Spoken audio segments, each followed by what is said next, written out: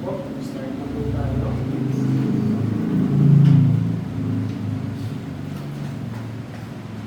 Repost po kayo sa Romans 12. Tutuloy natin yung series natin.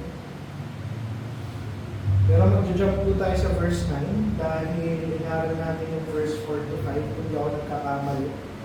Nung mga ako ng Tuesday pa, matungkol ito sa unity sa katawan ng ating Panginoon. At alam ko, natapos na natin kung maalala nyo. Kaya tuloy po natin sa verse 9. Romans 12 verse 9. Makibasa po. Kung meron din pong English at Tagalog, mas maganda. Let love be without dissimulation. Abhor that which is evil. Cleave to that which is good. Sa Tagalog po, ang pag-ibig ay walang halong kaplastikan, nasuklam sa masama, katikip sa mabuti. Ikinilawan po yung devotion natin sa gabi nito. Bago po tayo magsimula ay manalangin po tayo. Panginoon, salamat po sa araw nito. Salamat sa lahat ng biyaya niyo at patawad sa aming mga kasalanan. Salamat po sa lahat ng kapatiran na dito at sumusuporta sa aming panalangin. Bless mo, Panginoon, ang inyong mga salita at patawad niyo sa aming mga kasalanan. In Jesus' name we pray. Amen. So yung Romans 12, makikita niyo na kung saan. Ito talaga yung nag-shift magmula dun sa letter ni Paul. Dahil nga inaral natin, lahat ng naunang chapter dyan, ang dinidiscuss ni Paul dyan ay patungkol sa doktrina. Pagdating sa Romans chapter 12, binago niya yung tono niya. Magmula sa pagtuturo ng mga doktrina, ang itinuturo niya sa atin ay kung paano tayo mamumuhay araw-araw bilang mga Kristiyano. Verse 1, kung maaalala nyo, inaral natin yung total surrender, yung giving ourselves as living sacrifice. Verse 2, inaral natin yung transformation. Verse 3, inaral natin yung unity.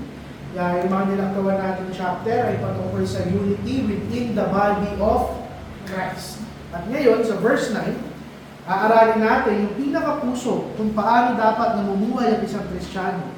Namumuhay tayo ng puno ng pag-ibig. Pero yung pag-ibig dito na dinidiscuss ni Paul, hindi ito sentimental, hindi ito emosyonal, hindi lang ito pagpapakita ng kabutihan, hindi lang ito pagpapakita ng apeksyon, pero ang sinasabi dito ni Paul, ng labi ko sinasabi dito ni Paul ay pag-ibig na sincero, pero hindi lang sincero, discerning. Pag sinabi natin discerning, isang pag-ibig na kayang makakita ng tama at ng mali. At isang banal na pag-ibig. Pag sinabi natin banal, yung pag-ibig na umaayaw magkompromiso sa mali at sa kasalanan. Makikita natin dito na kung saan maraming tao sa ating kapanahunan, mali na yung definisyon nila ng pag-ibig. There are people na gusto ang pag-ibig na walang katotohanan. At meron naman na may katotohanan pero walang pag-ibig. At hindi ito inaalaw ng Scripture. Dahil yung Romans 12:9, ipinagsasama niya, pinagbabati, actually hindi niya kailangan pagbatiin dahil hindi naman magkaaway ang pag-ibig at ang kabanalan. Pero pinagyayakap niya yung prinsipyo ng pag-ibig at prinsipyo ng kabanalan.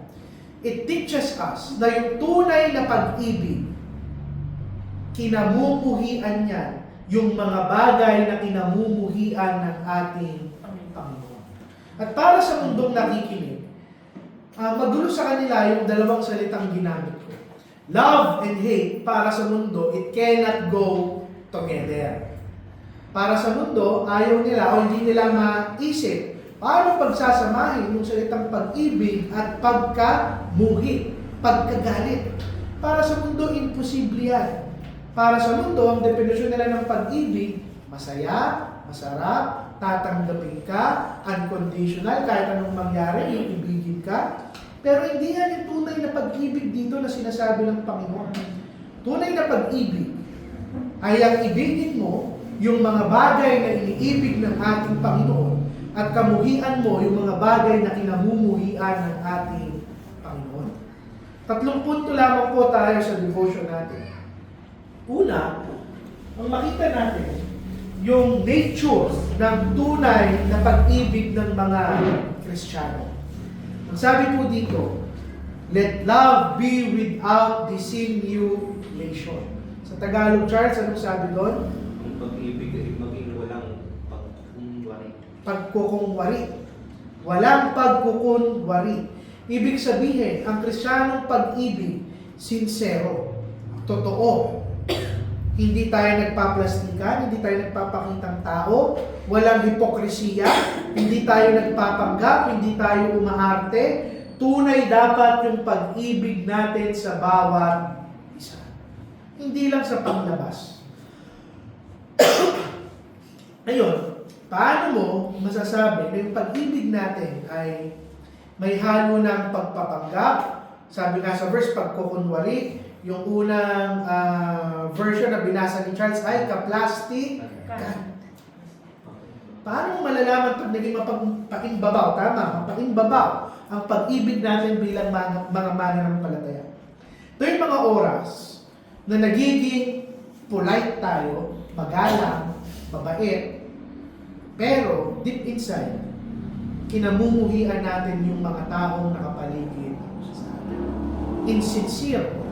Ito yung mga oras na mabait yung ating pananalita, pero nag-iipon tayo ng galit sa ating mga puso. Ito yung mga oras na we appear na para tayong mga espiritual, pero wala tayong compassion, awa, habag, patience sa mga taong nakapaligid sa atin. At ang tunay na mga Kristiyanong pag-ibig, nag-uumapaw lamang yan sa isang pusong binago ng grasya ng ating Panginoon. Nawa na yung punto. Jesus Christ Himself, kinundi na niya yung hipokresiya ng mga taong napaka-religious, pero hindi nila iniibig yung mga taong nakapaligid sa kanila. Katulad na lamang ng mga scribes, mga Pharisees. Naalala niyo yung lalaking nananalangin doon sa templo, tapos kinukutya niya yung mga ibang taong nakapaligid sa kanya. Pero outwardly, he was very polite. He was very religious. Pero ang panalangin niya, Panginoon, salamat at hindi ako katulad ng mga taong nakapaligid sa akin. Ito yung insincere o mapagpaimbabaw na puso. Pero, yung sincerong pag-ibig, nagsisimula yan sa isang pusong binago ng ating Panginoon. And let me be clear sa lahat mo. Walang tao ang natural sa kanyang magawa itong klase ng pag-ibig na ito. Even us, as Christians, even matured Christians, sometimes we cannot love perfectly. Hindi ito natural sa isang tao. Dahil ito, pero ito rin naman yung balance dun sa sinabi ko. Although, hindi natin yan kayang gawin perfectly. Pero yung sincere, yung sincerong pag-ibig, tandaan natin na bunga dapat yan ng isang buhay na binago ng ating. We may not be able to do it perfectly, but as Christians, dapat nagagawa pa rin natin ang umibig ng tama. At kapag binago ng Panginoon ang ating puso, hinuhubog niya rin kung paano natin iniibig ang ibang tao. So ano yung klase ng pag-ibig na to? Paano natin ito ma-differentiate sa isang mapagpaimbabaw na pag-ibig? May kita mo yung sincerong pag-ibig, hindi iyan nakabase sa convenience at preference natin bilang mga tao. Hindi yan limitado sa mga tao na kung saan nag-a-agree lamang sa atin. That is why ang sinasabi natin, wala sa bokabularyo ng isang Kristiyano ang mag-cut off ng ibang tao. Dahil kung titignan natin, lahat naman tayo ay mahirap ibigin. At hindi yan nawawala sa mga oras na mas mahirap ibigin yung mga taong nakapaligid sa atin. And let me remind everyone kung ano yung reason kung bakit tayo umiibig sa kapwa natin, lalo na sa kapwa nating mananampalataya. 1 John 4:19. Anong sabi doon? We love because He first loved us. At gusto kong balikan natin yung verse. Ang sabi doon ito, let love be without dissimulation. yung salitang let love be, hindi po yan suggestion. Hindi yan opinion ni Paul. Hindi rin yan emosyon. Hindi yan feeling. Ano yan? Utos yan ng ating Panginoon. Yung salitang let love is a commandment. Ibig sabihin, yung biblical na pag-ibig is an act of obedience. Hindi yan emosyon, hindi yan pakiramdam. Pagsunod yan sa utos ng ating Panginoon. Second point, at I think ito yung mas malalim na punto rito ng verse na ito. Sabi doon, let love be without dissimulation. Yung kasunod nun, abhor that which is evil. Kagalitan mo yung mga bagay na masama. Ibig sabihin, yung tunay na pag-ibig, meron siyang tinatawag nating moral discernment. Alam niya ang tama at ang mali. At itong statement na ito, itong verse na to, sabi ko nga kanina, marami ang nagugulat dito. Dahil si Paul, kinokonekta niya yung love sa hatred. Kinokonekta niya yung pag-ibig sa pagkamuhi. Pero linawin natin, hindi ito pagkamuhi sa tao. Pagkamuhi sa kasalanan at kasamaan.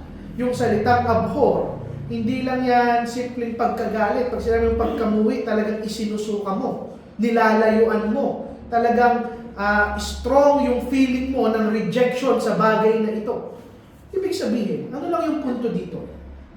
Kung tunay mong mahal yung tao, hindi mo ito tolerate yung mga bagay na makakasama sa kanyang sariling kaluluwa. Hindi mo ito tolerate yung mga bagay na hayaan mo yung taong mahal mo na i-dishonor ang ating Panginoon. Dahil ang punto rito ni Paul, ang tunay na pag-ibig sa isang kapatid, sa isang tao, sa isang pamilya, gugustuhin mong makita siyang namumuhay ng may kamanalan. Ang definition ng mundo, kung mahal mo ang isang tao, gagawin mo ang lahat para mapasaya mo yung tao. Mali yun. Psychology yun. Ang tunay na pag-ibig, sabi sa Biblia, gagawin mo ang lahat para masigurado mong nabubuhay ng may kabanalan ng taong iyong minamahal. Yun ang tunay na pag-ibig. Yung isang pag-ibig na tinatanggap yung lahat ng klase ng bagay, hindi yan biblical. Yung pag-ibig na kung saan ayaw kumprontahin ang kasalanan, hindi yan compassionate. Ang totoo niyan, kung hindi mo kinokompronta yung kasalanan ng taong mahal mo, hindi lang kinukonsinti. Ibig sabihin nun, galit ka sa kaluluwa ng taong yun. Dahil pinapabayaan mong magkasala siya sa harap ng ating Panginoon. Bibigyan ko kayo ng isang example. Lumabas kayo, sumama kayo sa LGBT Pride March. At mag-preach ka doon at sabihin mo na ang kabaklaan ay magdadala sa iyo sa impyerno. Anong sasabihin sa iyo ng mga tao? Bigot ka, bastos ka, galit ka, nagdi-discriminate ka, mali ka, kulang ka ng pag-ibig, puno ka ng galit, homophobic ka, galit ka sa bakla, takot ka sa kabaklaan, etc., etc. Yung warning na ginagawa mo, tingin ng mundo sa iyo ay hate. When in fact, that is love. Dahil, ginagawa mo yun dahil mahal mo yung mga kaluluwa ng mga taong yun at ayaw mo silang mapahamak. And the same goes with us as Christians. The moment that we tolerate sin, dahil yung example ko kanina ay extreme yun, talagang aasahan mo na hindi maiintindihan ng mundo. Pero tayo bilang mga Kristiyano, maganda at dapat ma-appreciate natin na ang tunay na pag-ibig galit sa kasalanan. Now, nakita natin dito, yung kabanalan, it requires moral boundaries. Nung tinawag tayo ni Paul na umibig, hindi niya tayo sinabihan na sa pag-ibig natin, pwede tayong mag-manage ng kasalanan, Pwede natin i-excuse yung kasalanan. Pwede tayong gumawa ng justification o dahilan sa ating pagkakasala. Hindi ibig sabihin na umiibig tayo ay pwede nang mag-coexist yung kasalanan at yung Kristiyano na ating iniibig. Tinatawag tayo ngayon ito, nakagalitan ang lahat ng klase ng kasalanan. Unang-una, yung kasalanan na nangyayari sa ating sariling mga buhay. Pangalawa, yung kasalanan na nagda-damage, nananakit at sumisira sa mga taong ating iniibig. At pangatlo, yung mga kasalanan na magko-corrupt sa ating iglesia. But let me be clear. There is a certain type of hatred na sinasabi rito si Paul. Yung holy anger against sin. Banal na pagkagalit sa kasalanan. Dahil kung yung galit natin sa kasalanan ng isang tao ay magtutulak sa atin na parang maging pariseyo na ang pakiramdam natin ay mas mabuti tayo kaysa sa iba, hindi rin naman ito tama. Ang hinihiling ng Panginoon, hindi lang yung holy anger, pero magkaroon ka din ng holy grief. Ano yung punto rito? Malalaman mong tama yung galit mo sa kasalanan ng iyong kapatid kung hindi lang galit yung nararamdaman mo. Kung nakakaramdam ka ng kalungkutan para sa iyong kapatid. And that is the main difference between a self-righteous anger and a holy anger. But the point is, the more you hate sin, the more you practice yung tamang klase ng pag-ibig. Now, I want you to see na kung saan itong pagkagalit na ito sa kasamaan, ito ang mag-iingat sa ating iglesia.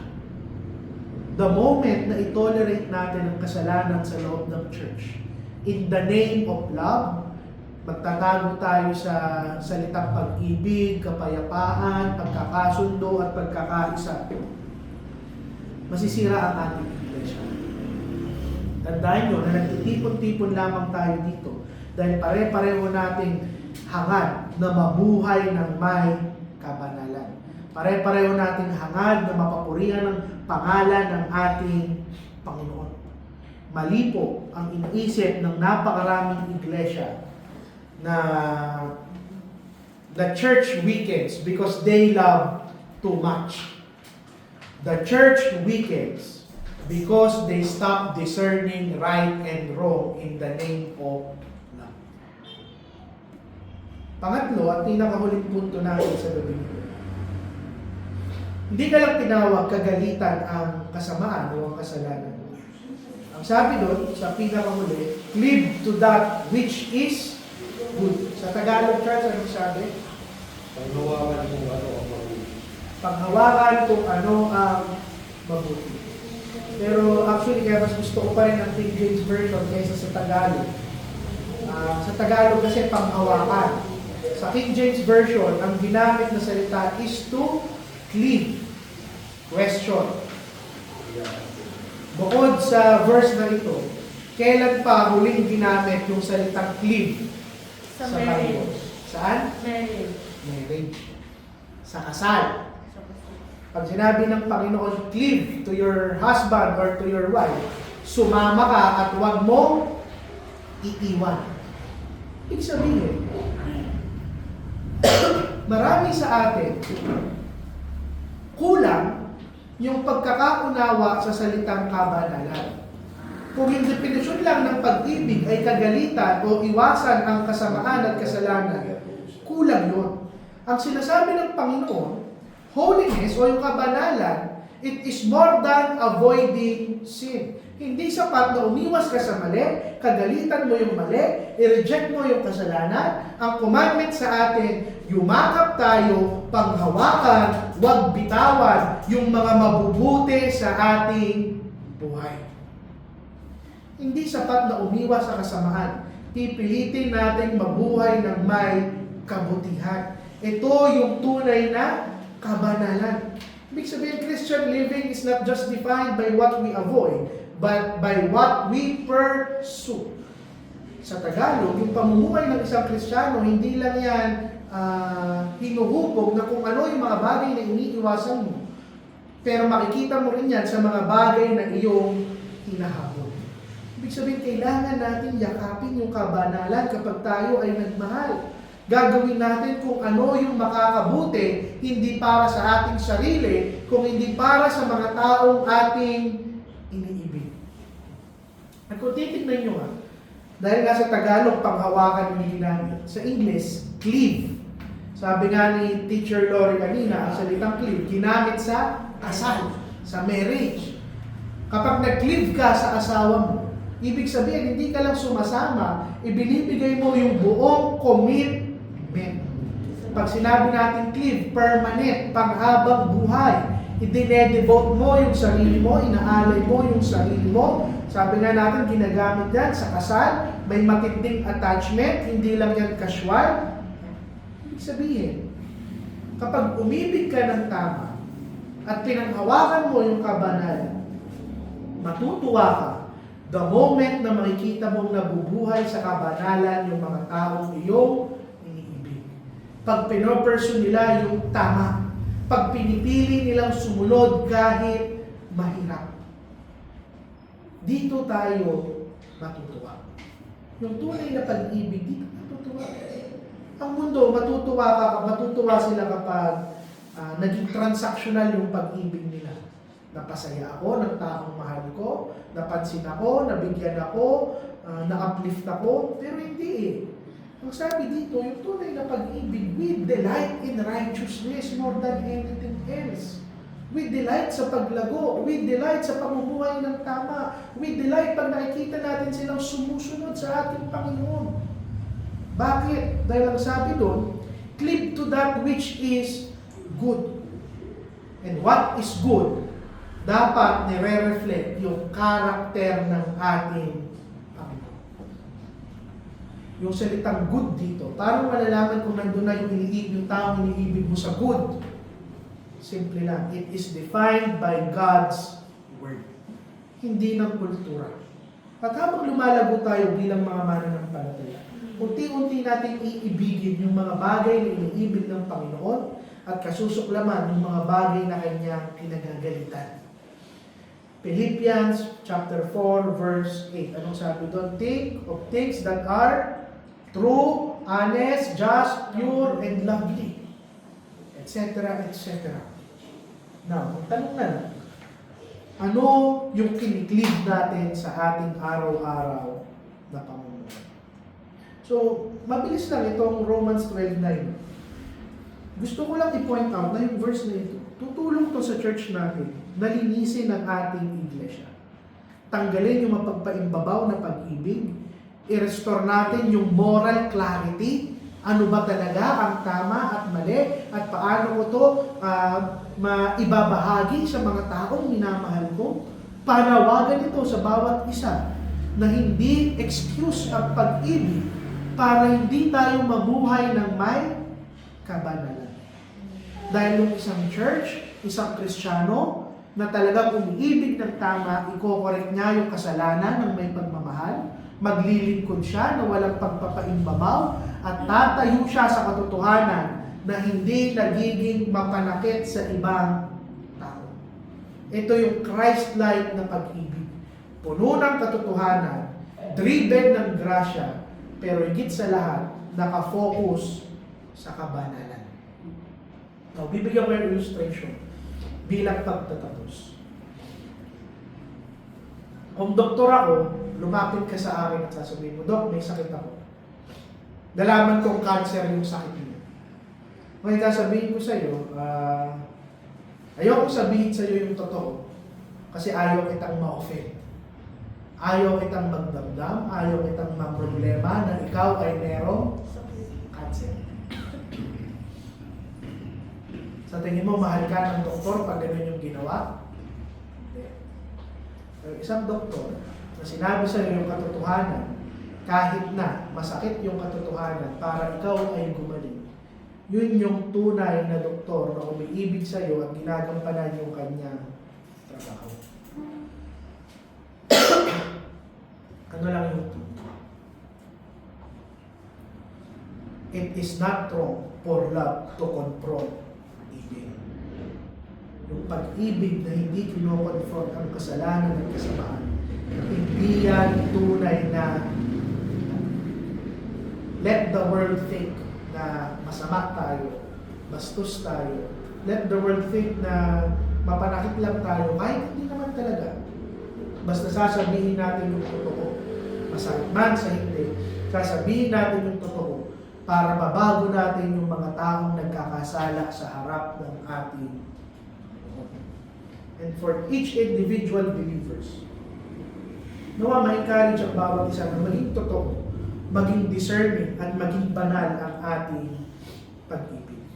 And to our church, sana makilala tayo ng mundo, hindi sa kompromiso, hindi sa hipokresiya, hindi sa cruelty or harshness, pero makita sa atin yung sinserong pag-ibig, pero nakaugat sa katotohanan ng salita ng ating Panginoon. Diyan lang po muna natin tatapusin ang ating devotion. Kung sino po ang may insight or prayer request, pwede na po kayo magbigay. Glory.